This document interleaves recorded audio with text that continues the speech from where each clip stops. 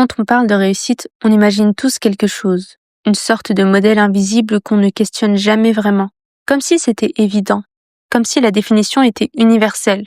Mais si tu regardes de près, tu développes ta vision de la réussite bien avant même d'être conscient que tu en as une. Tu l'absorbes, tu la copies sans le vouloir, tu la prends dans tes yeux d'enfant, à travers les réactions des adultes, leurs conseils, leurs peurs, leurs ambitions.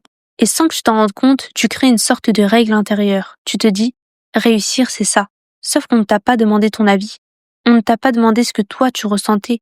On ne t'a pas demandé ce qui donne du sens à ta vie, à ton être et à ton intérieur. On t'a juste dit, fais ça, suis ce chemin et tu réussiras.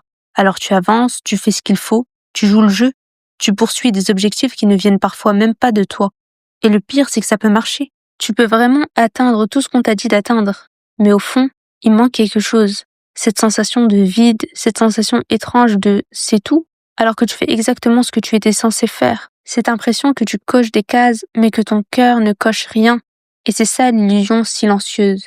Parce que la réussite telle qu'on nous la présente, elle a un problème énorme. Elle repose sur une vision extérieure, une vision basée sur ce qui se voit, ce qui se montre, ce qui impressionne.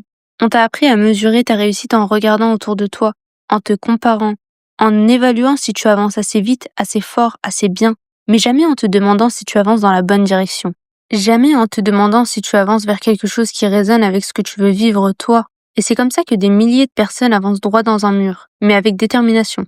Pas parce qu'elles sont incapables, pas parce qu'elles n'ont pas de talent, juste parce qu'elles suivent une route qui n'est pas la leur. C'est pour ça qu'on peut se retrouver à faire des efforts énormes et se sentir pourtant éteint, comme si toute notre énergie servait à nourrir un objectif qui ne nourrit rien en retour.